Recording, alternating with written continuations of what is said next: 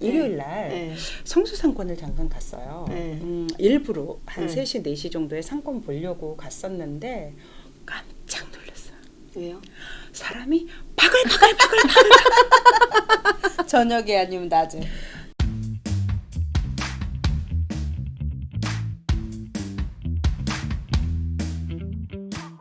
안녕하세요.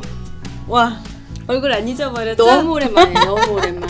우리 얼마나 됐어요? 한 몰라요. 1년 된 것 같은데? 기억 안 나요. 마지막 영상에 대표님 나왔죠? 정말요? 그때 아니야? 전세 사기 이후에 우리 영상 찍었어요? 안 찍었구나. 안 찍은 것 같은데. 내가 마지막을 장식했네. 오랜만에 네오비 성공 엑스파일 인사드립니다. 정말 올해 첫 영상이고요. 첫 영상을 8월 말에 찍어서 매우 송구한데 시장이 조용하기도 하고 심리적으로 다들 불편하기도 하고 해서 앞으로 보실 분이 많잖아요. 공인중개사 시험이 네, 얼마 네. 안 남은 관계로. 와, 네. 벌써. 그죠? 시험에 합격하신 분들 이거 음. 보시고 도움 많이 받으셨으면 좋겠습니다. 그래요. 네. 우리 저희 그거를 목표로 네. 1년을 기다렸습니다. 와우. 그것 때문에 너무 핑계를 있고 너무 엉뚱한 데서 지금 어떻게 지내셨습니까? 작년에도 좀 힘들었는데 올해 더 힘들었던 것 작년에 같아요. 어렵다고 했는데 네. 올해만큼 아니었던 것 같아요. 올해만큼 올해가 네, 저 10년 됐는데 10년 중에 가장 힘든 한 해가 올해가 아니었나 라고 생각합니다. 네, 그렇구나. 네. 정 대표님 20년 됐죠? 어떠셨어요 올해? 작년에가 조금 힘들었었던 것 같고 올해는 세종은 그래도 계속 제가 있던 현장에 따라서 조금 틀려진 것 같아요. 저 같은 경우는 이제 2년차 돌아오는 시점 입주하고 입주장 끝내고 이제 전세 만기 뭐 이제 거주 요건 보유 요건 채우는 2년 시점이 비과세 조건 시점이 올해였습니다. 2023년도 1월부터다 보니까 이제 조금 아파트 시장에서 이제 팔고 움직이려는 분들도 꽤 있었고 세종에 같은 경우는 이제 청약이 국가 이제 이주 공무원 50% 그다음에 세종 시민 50% 기타 지역 분들도 계시다 보니까 2년 유권 채우신 분들이 세종에서 2년 살아보니 아무래도 내가 살던 쪽으로 가시는 분들도 있으시고 해서 올해는 그래도 아파트 거래량도 좀 있었고 또 코로나가 또 12월 이후부터 해제가 되면서 1월부터는 임대 문의, 상가 임대 문의도 조금 있어서 조금 바쁜 하루? 그러면 세종 같은 경우에 거기는 네. 신축 2년 차니까 네. 기존보다 조금 가격이 상향했을 텐데 네. 기존의 2년 전에 세종 전체적인 시장에 비해서는 가격이 많이 빠졌잖아요. 그쵸. 네. 그랬겠죠. 2019년도, 2020년도 가격보다는 많이 빠져서 거래가 되니까, 그때 가격 최고가 그 비슷한 단지의 네. 고가 단지가 제가 입주 직전에도 파신 분이, 매도하신 분이 계셨어요. 양도세 부담을 하고요. 그런 분들, 이제 조건이 되시는 분들이 계시잖아요. 그렇게 해서 파실 때 최고가 11억에 찍었던 네. 아파트가 상반기에 들어서면서 뭐 한 8억 8천에 찍었다가 다시 또 이제는 최근에 며칠 전에 찍은 10억 5천까지 계산하면 뭐 그렇게 지금 조금 상승장을 보고 있는 시장이 아무래도 세종에 제가 있는 나성동 지역인 것 같습니다.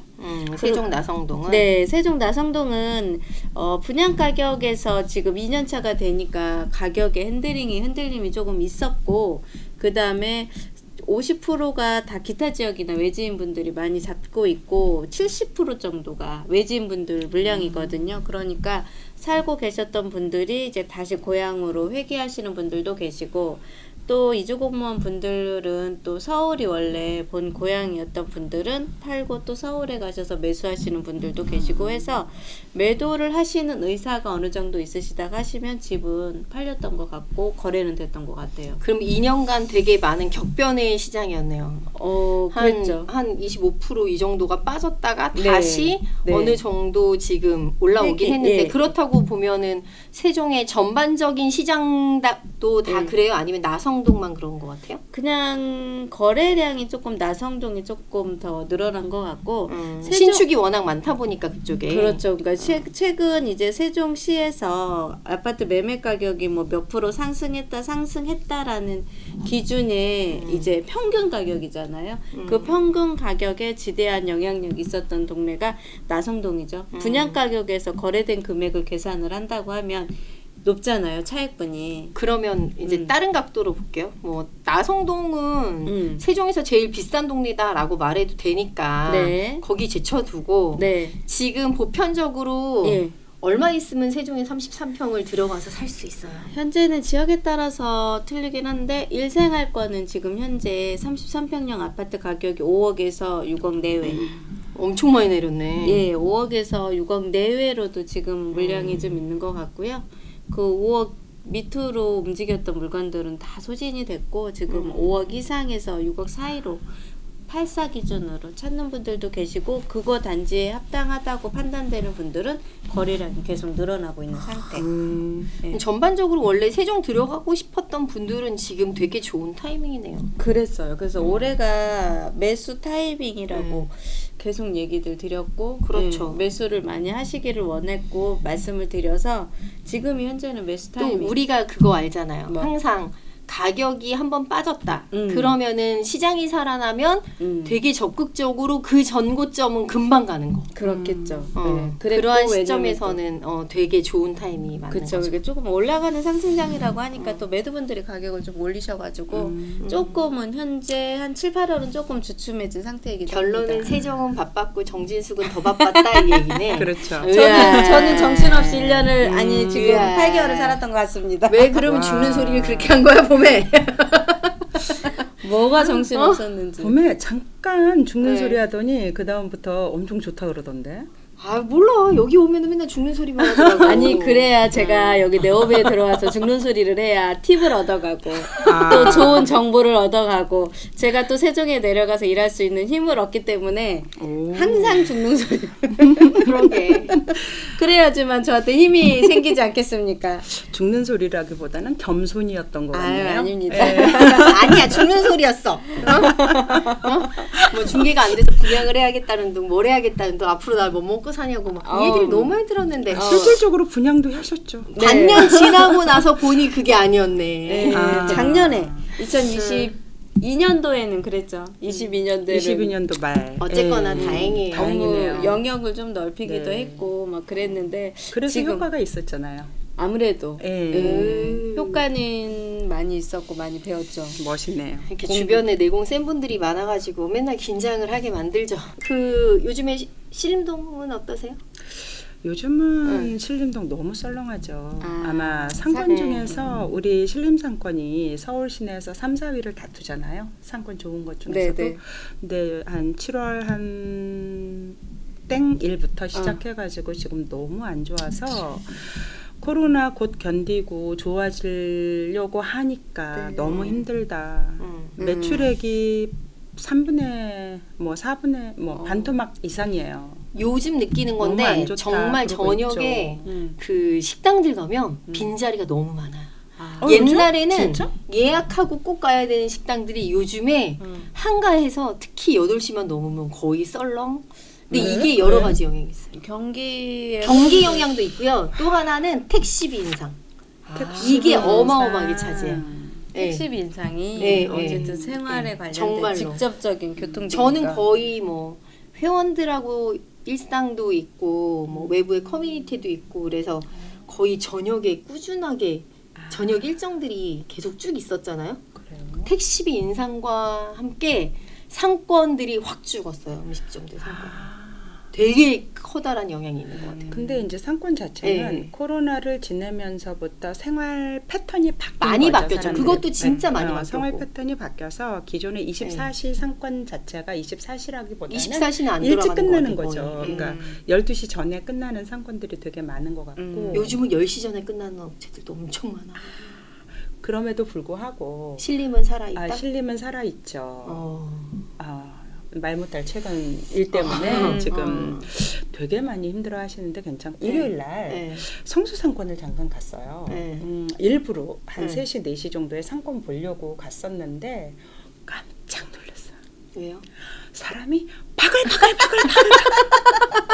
저녁에 아니면 낮에 낮에 일부러 4시에 출발했거든요. 왜냐하면 저는 성수 타이밍이네요. 상권이 성수 클러스터로 해가지고 뭐 주거, 업무, 다 있죠. 상업, 문화까지 있다고 그렇죠. 그러면서 굉장히 요즘 상권이 좋다 그러고 저희 그 아는 어떤 분이 거기에다가 1년 전에 딱 뭐를 차리려고 했는데 뺏겼어. 권리를 2억을 주겠다고 했는데 하루 상간으로 다른 사람이 이제 가져가고 해서 그것도 좀 확인을 할까 뭐 들어왔나. 그래서 그것도 확인하고 잘 되고 있는지 또 기존에 다른 업체가 나올 때가 됐는데 왜 안 나오나 그것도 확인하려고 일부러 4시에 갔는데 정말 남녀노소 가족 단위까지 바글바글한 게 그게 그럴 수밖에 없더라고요. 거기 문화가 같이 있어서 더욱더. 네. 기존에 성수 안 갔거든요. 저희 너무 공정지대고 험하고 해서 가고 싶지 않은 몇십 년 전만 해도 그랬는데 너무 많이 바뀌고 상권이 정말 성수 이제 성수 시대야 이렇게 얘기를 하거든요. 장사하시는 분들이 성수 들어가야 돼요. 그런 지가 한 2년 정도 됐어요. 근데 정말 들어가야 할 수가 없더라고요.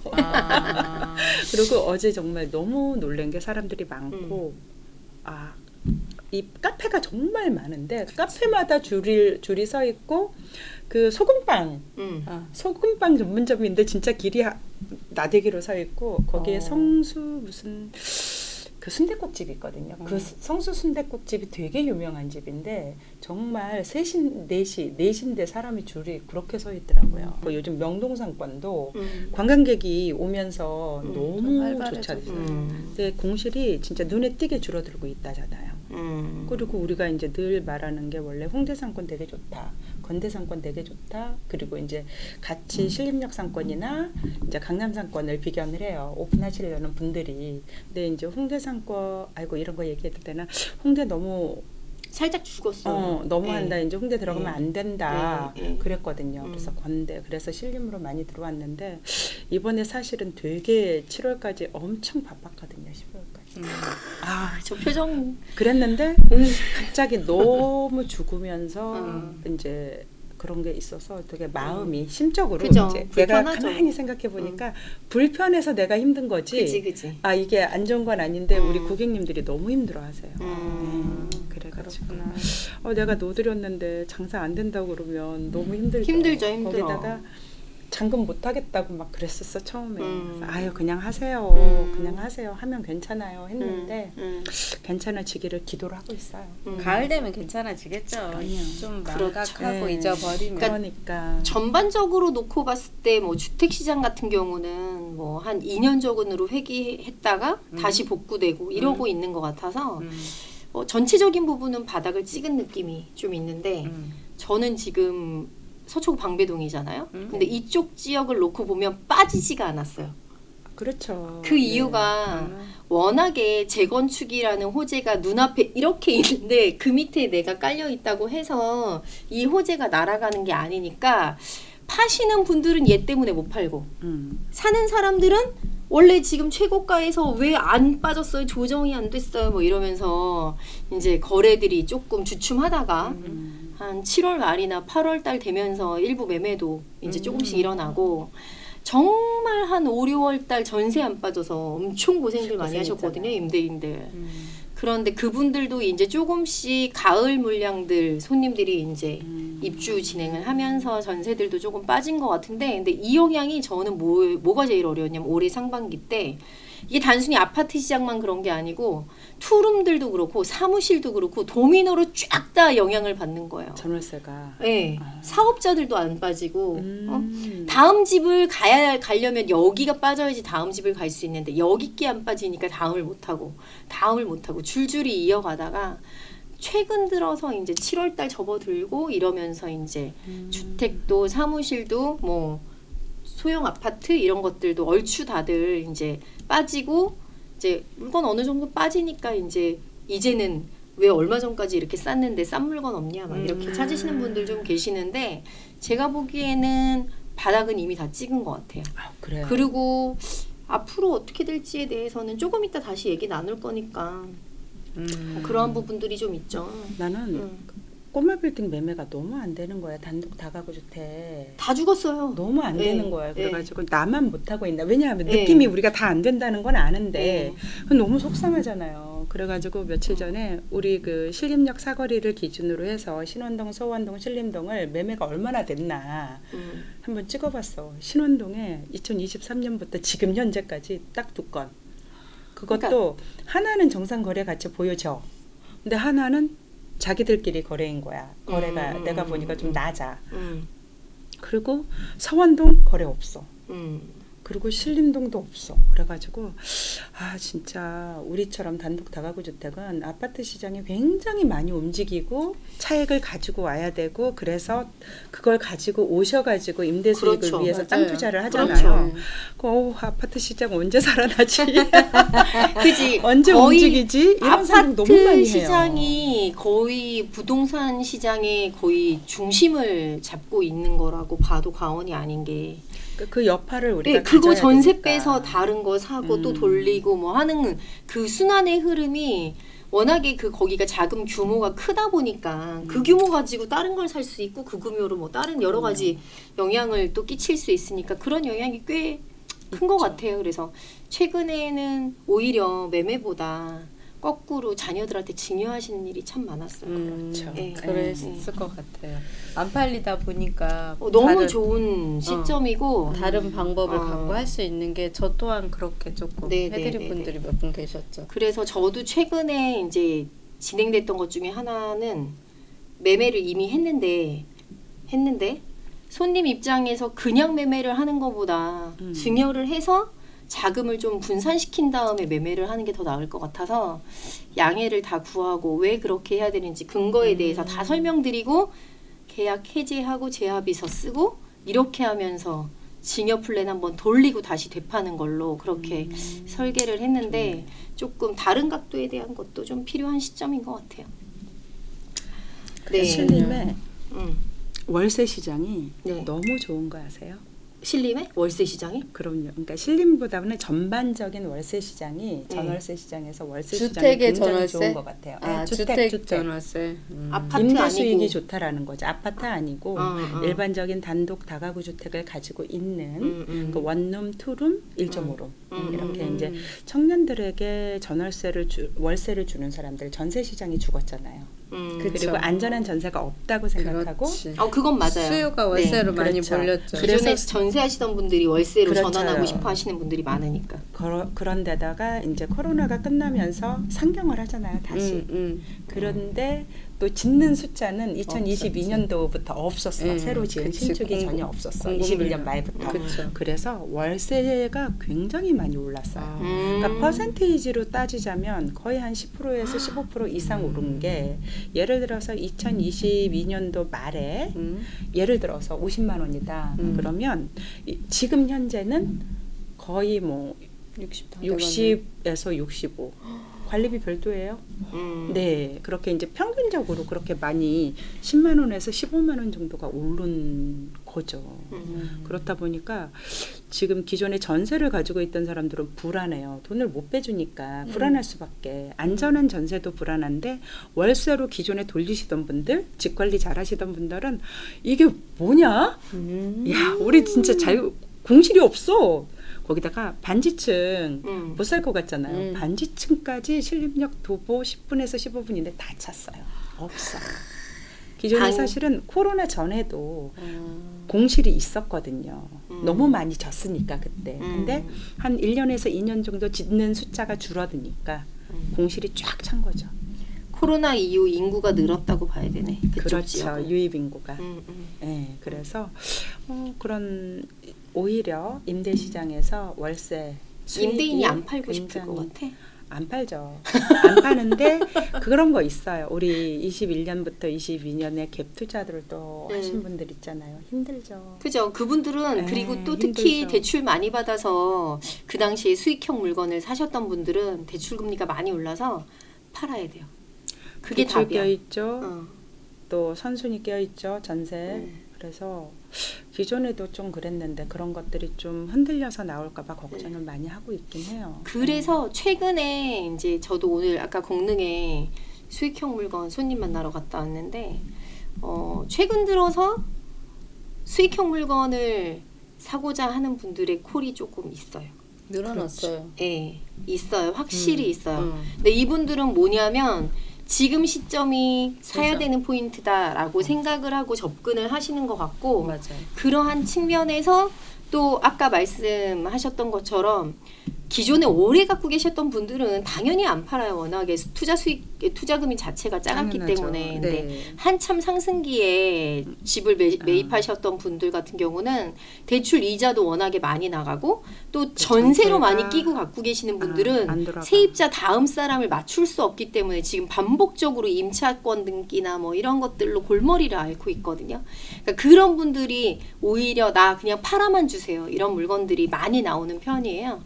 그러다 보니까 한번 수익형 물건에 대해서 관심 있으신 분들은 지금이 살 또 때다. 하나의 필요한 시점이다 라고 볼 수 있을 것 같아요. 맞아요. 지금 신도시 같은 경우는 택지 개발해가지고 상업용지 사업 시행을 했었잖아요.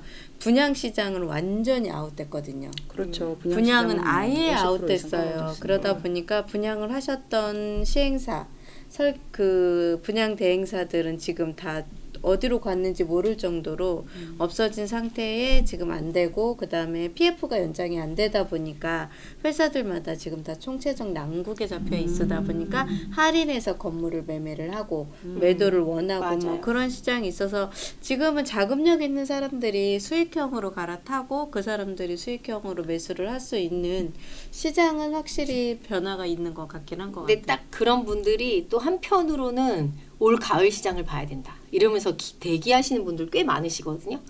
그런데 그쵸.